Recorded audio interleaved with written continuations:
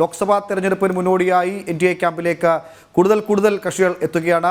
ടി.ഡി.പി അധ്യക്ഷൻ എൻ ചന്ദ്രബാബു നായിഡു ഡൽഹിയിലെത്തി കേന്ദ്ര ആഭ്യന്തര മന്ത്രി അമിത്ഷായുമായും ബി.ജെ.പി ദേശീയ അധ്യക്ഷൻ ജെ.പി നഡ്ഡയുമായി കൂടിക്കാഴ്ച നടത്തിയിരുന്നു. ഒപ്പം ഒഡീഷയിൽ നിന്ന് ബി.ജെ.ഡി കൂടി എൻ.ഡി.എയുടെ ഭാഗമാകും. കഴിഞ്ഞ ഏതാനും ദിവസങ്ങൾക്ക് മുമ്പാണ് ത്രിപുരയിൽ തിപ്രാമോത്ത ബി.ജെ.പിയുടെ ഭാഗമായത്. ഗൗതം തിരഞ്ഞെടുപ്പ് അടുക്കുമ്പോഴേക്കും എൻ.ഡി.എ ക്യാമ്പിന് കരുത്തു പകർന്നുകൊണ്ട് വിവിധ സംസ്ഥാനങ്ങളിൽ നിന്ന് പ്രാദേശിക കക്ഷികൾ, പ്രബലരായ പ്രാദേശിക കക്ഷികളൊക്കെ അങ്ങനെ എൻ.ഡി.എയുടെ ഭാഗമാവുകയാണ്. ബി.ജെ.ഡി ഒഡീഷയിൽ നിന്ന് എൻ.ഡി.എയുടെ ഭാഗമാകുന്നു. ഇതിൽ ഏറ്റവും ശ്രദ്ധേയം എനിക്ക് തോന്നുന്നു ത്രിപുരയിൽ തിപ്രാമോത്ത ബി.ജെ.പിയുടെ ഭാഗമായി എൻ.ഡി.എയുടെ ഭാഗമായി മാറിയതാണ്. കാരണം ത്രിപുര തിരഞ്ഞെടുപ്പ് സമയത്തൊക്കെ ബി.ജെ.പിക്ക് വലിയ വെല്ലുവിളി എന്നൊക്കെ പറഞ്ഞ് കേരളത്തിൽ വലിയ പ്രചാരണം നടത്തിയാണ്. പ്രത്യേകിച്ച് വനവാസി മേഖലയിലൊക്കെ ബി.ജെ.പിയുടെ ശക്തമായ പ്രദേശങ്ങളിലൊക്കെ വെല്ലുവിളി സൃഷ്ടിക്കുമെന്നൊക്കെ പറഞ്ഞ് വന്ന ഒരു സംഘടനയാണ്, പാർട്ടിയാണ് തിപ്രാമോത്ത. അതിപ്പോൾ എൻ.ഡി.എയുടെ ഘടകകക്ഷിയായി മാറിക്കഴിഞ്ഞിട്ടുണ്ട്. ഗൗതം,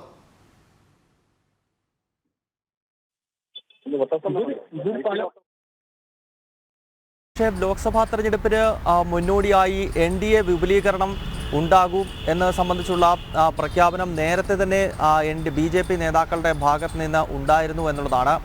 അതിപ്പോൾ കൃത്യമായി യാഥാർത്ഥ്യമാകുന്നു. തെരഞ്ഞെടുപ്പ് ഇനിയും എപ്പോൾ വേണമെങ്കിലും ഈ ആഴ്ചയിലോ അതല്ലെങ്കിൽ അടുത്ത ആഴ്ച ആദ്യമോ കേന്ദ്ര തെരഞ്ഞെടുപ്പ് കമ്മീഷൻ പ്രഖ്യാപിക്കാനിരിക്കെ ഇപ്പോൾ എൻ.ഡി.എയിലേക്ക് കൂടുതൽ കക്ഷികൾ വിവിധ സംസ്ഥാനങ്ങളിൽ എത്തുന്നു എന്നുള്ളതാണ്. അടുത്ത കാലത്താണ് INDA മുന്നണിക്ക് നേതൃത്വം കൊടുത്തിരുന്ന നിതീഷ് കുമാറും ജെ.ഡി.യുവും ബി.ജെ.പിയിലേക്ക് എത്തുന്ന ഒരു പശ്ചാത്തലം ഉണ്ടായത്. അതിനുശേഷം പിന്നീട് ഉത്തർപ്രദേശിൽ രാഷ്ട്രീയ ലോക്ദൾ ബി.ജെ.പിയുടെ ഭാഗമായി എൻ.ഡി.എയിലേക്ക് എത്തുന്ന പശ്ചാത്തലമുണ്ടായി. ഇതുകൂടാതെയാണ് ഉമേഷ് നേരത്തെ സൂചിപ്പിച്ചതുപോലെ ത്രിപുരയിൽ കഴിഞ്ഞ നിയമസഭാ തെരഞ്ഞെടുപ്പിൽ ബി.ജെ.പിയുമായി വലിയ തോതിലുള്ള മത്സരം കാഴ്ചവെച്ച ടിപ്രാമോത്ത ആ രാഷ്ട്രീയ പാർട്ടിയും നോർത്ത് ഈസ്റ്റ് ഡെമോക്രാറ്റിക് അലയൻസിൻ്റെ ഭാഗമായി അങ്ങനെ വടക്ക് കിഴക്കൻ മേഖലയിലാണെങ്കിലും ഉത്തര ഭാരതത്തിലാണെങ്കിലും ദക്ഷിണ ഭാരതത്തിൽ അടുത്ത കാലത്ത് കർണാടകത്തിൽ ജനതാദൾ സെക്കുലർ എൻ.ഡി.എയിലേക്ക് എത്തുന്ന ഒരു പശ്ചാത്തലമുണ്ടായിരുന്നു. ഇത് കൂടാതെ ഇപ്പോൾ ഏറ്റവും സജീവമായ രണ്ട് കക്ഷികളുമായി എൻ.ഡി.എയിൽ ചർച്ച നടക്കുന്നത്, ഒന്ന് ആന്ധ്രാപ്രദേശിലെ തെലുങ്കുദേശം പാർട്ടിയും അതോടൊപ്പം തന്നെ ഒഡീഷയിലെ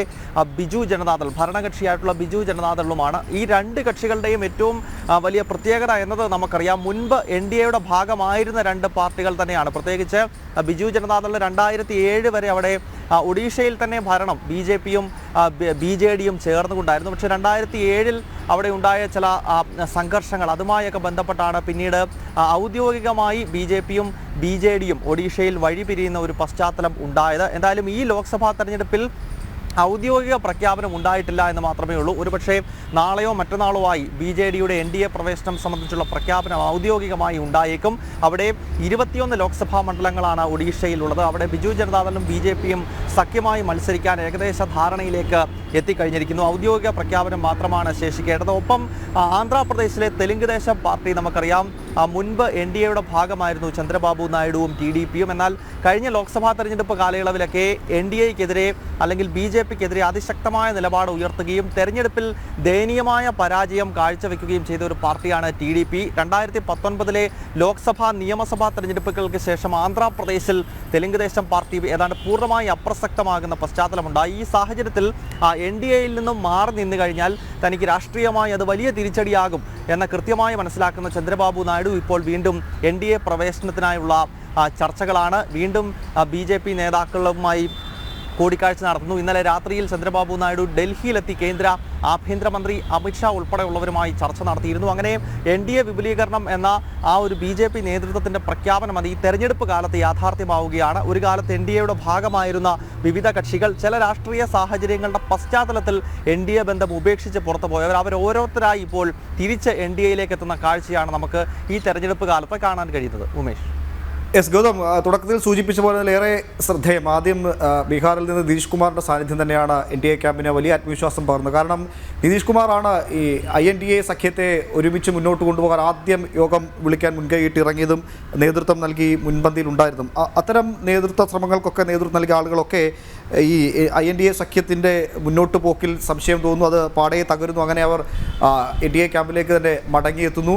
മറുഭാഗത്ത് INDA സഖ്യം എന്നൊക്കെ പറയുമ്പോൾ ആരാണ് ഇനിയിപ്പോൾ അവിടെ അവശേഷിക്കുന്നത്? മാത്രമല്ല സീറ്റ് വിഭജന കാര്യത്തിൽ പോലും തമ്മിൽ തീരുമാനമുണ്ടാക്കാൻ കഴിയാത്ത തരത്തിലേക്ക് തമ്മിത്തല്ലി പിരിയുന്ന സാഹചര്യം ഉണ്ടാകുന്നു. ആരൊക്കെയുണ്ട് തങ്ങളുടെ ഒപ്പമെന്ന് ആർക്കും അറിയാത്ത സാഹചര്യത്തിൽ അങ്ങനെ അവ്യക്തത തുടരുകയാണ് ഈ കൂട്ടുകെട്ട് മുന്നണിയിൽ.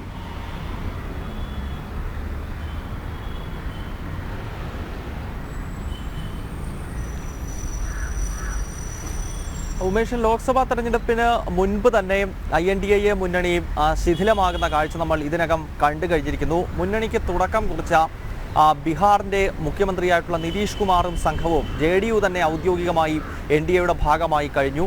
ഒപ്പം പശ്ചിമ ബംഗാളിൽ മമതാ ബാനർജി മുന്നണി വിട്ട് പുറത്തുപോയി. അങ്ങനെ വളരെ പ്രധാനപ്പെട്ട കക്ഷികൾ പലരും INDA മുന്നണിയുടെ ഭാഗമല്ല. ഇപ്പോൾ ഈ ഒരു സാഹചര്യത്തിൽ ഈ ലോക്സഭാ തെരഞ്ഞെടുപ്പിൽ INDA മുന്നണി എന്നത് ഈ ശിഥിലമായി കഴിഞ്ഞിരിക്കുകയാണ്. പല സംസ്ഥാനങ്ങളിലും അത് യാഥാർത്ഥ്യമായില്ല.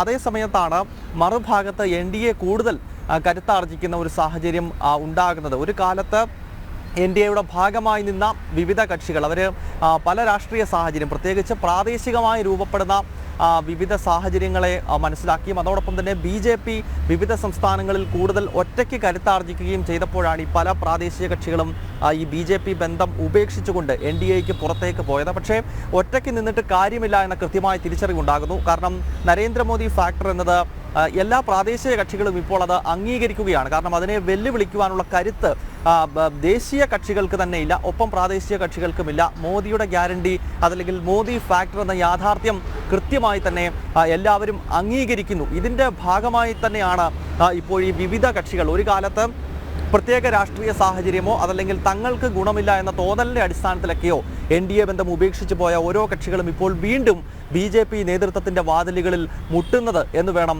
വളരെ ശ്രദ്ധേയമായി നോക്കിക്കാണാൻ. അതായത് വരാൻ പോകുന്ന ലോക്സഭാ തെരഞ്ഞെടുപ്പിൽ BJP എത്രത്തോളം വലിയ പ്രകടനമാണ് കാഴ്ചവെക്കാൻ പോകുന്നത് എന്ന കൃത്യമായ സന്ദേശം നൽകുന്നതാണ് ഇപ്പോൾ NDAയിലേക്കുള്ള വിവിധ നേതാക്കളുടെയും വിവിധ രാഷ്ട്രീയ പാർട്ടികളുടെയും മടങ്ങിവരവ് എന്ന കാര്യത്തിൽ യാതൊരു സംശയവുമില്ല. അടുത്തിടെ ലോക്സഭയിൽ സംസാരിക്കുമ്പോൾ പ്രധാനമന്ത്രി നരേന്ദ്രമോദി തന്നെ പറഞ്ഞത് NDA വരുന്ന ലോക്സഭാ തെരഞ്ഞെടുപ്പിൽ ഒറ്റയ്ക്ക് 360-നും 70-നും ഇടയിൽ സീറ്റുകൾ നേടുമെന്നും 400+ എന്ന ഒരു വലിയ നമ്പർ NDA നേടുമെന്നുള്ളതാണ്. അതായത് BJP ഒറ്റയ്ക്ക് തന്നെ 360-ന് മുകളിൽ സീറ്റുകൾ നേടുകയും BJPക്കൊപ്പം നിൽക്കുന്ന വിവിധ കക്ഷികളുടെ നല്ല പ്രകടനത്തെ തുടർന്ന് 400-ന് മുകളിൽ സീറ്റുകൾ NDA നേടും എന്ന് പറയുമ്പോൾ സ്വാഭാവികമായും 1984-ലെ ലോക്സഭാ തെരഞ്ഞെടുപ്പ് നമുക്കറിയാം, അത് ഇന്ദിരാഗാന്ധി വധത്തെ തുടർന്ന് പിന്നീട് നടക്കുന്ന തെരഞ്ഞെടുപ്പാണ്. ആ ഒരു സഹതാപ തരംഗത്തിൽ രാജീവ് ഗാന്ധിക്ക് അന്ന് 405 എന്ന വലിയൊരു നമ്പർ ആ ലോക്സഭാ തെരഞ്ഞെടുപ്പിൽ ലഭിച്ചിരുന്നു. ഒരുപക്ഷെ അതിനെ കടത്തിവെട്ടുന്ന ഒരു പ്രകടനമാകും ഈ ലോക്സഭാ തെരഞ്ഞെടുപ്പിൽ BJPയും NDAയും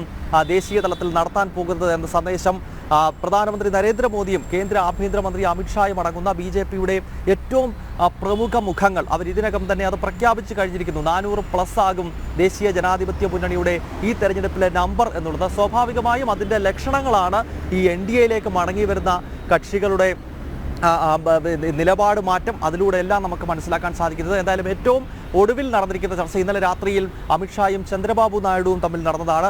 BJD നേതൃത്വവും BJP നേതാക്കളും തമ്മിലുള്ള ചർച്ചകൾ ഇതിനകം തന്നെ നടന്നു കഴിഞ്ഞിരിക്കുന്നു. ഉത്തർപ്രദേശിൽ ജയന്ത് ചൗധരിയുടെ രാഷ്ട്രീയ ലോക്ദൾ NDAയുടെ ഭാഗമാകുന്നുണ്ട്. ത്രിപുരയിൽ ടിപ്ര മോത്ത വരുന്നു. അപ്പോൾ കർണാടകത്തിൽ ജനതാദൾ സെക്യുലർ നേരത്തെ തന്നെ തെരഞ്ഞെടുപ്പിൻ്റെ ആ ഒരു കാഹളം മുഴങ്ങുന്നതിന് മുൻപ് തന്നെ അവർ NDAയുടെ ഭാഗമായി. അപ്പോൾ നമുക്ക് കാണാൻ സാധിക്കുന്നത് ഭാരതത്തിൻ്റെ എല്ലാ മേഖലകളിലും വടക്ക് കിഴക്കൻ മേഖലയിലും ദക്ഷിണ ഭാരതത്തിലും ഉത്തര ഭാരതത്തിലുമെല്ലാം NDA വിപുലപ്പെടുന്നു എന്നതിൻ്റെ കൃത്യമായ സന്ദേശമാണ് നമുക്ക് ലഭ്യമാകുന്നത്. ഉമേഷ്, പ്രധാനമന്ത്രി നരേന്ദ്രമോദിക്കും NDA സഖ്യത്തിനും കടുത്ത വെല്ലുവിളി സൃഷ്ടിക്കുമെന്ന് പ്രഖ്യാപിച്ച് പടയൊരുക്കം ആരംഭിച്ച NDA സഖ്യം തകർന്ന് തരിപ്പണമാകുമ്പോഴാണ് ഇങ്ങനെ വിവിധ സംസ്ഥാനങ്ങളിൽ നിന്ന് പ്രബലമായ കക്ഷികളൊക്കെ ഇന്ത്യയുടെ മുന്നണിയിലേക്ക് പ്രവേശനത്തിനായി രാജ്യതലസ്ഥാനത്ത് അങ്ങനെ കാത്തുനിൽക്കുന്നത്. ഗൗതമാണ് വിശദമായ വിവരങ്ങൾ പങ്കുവച്ചത്.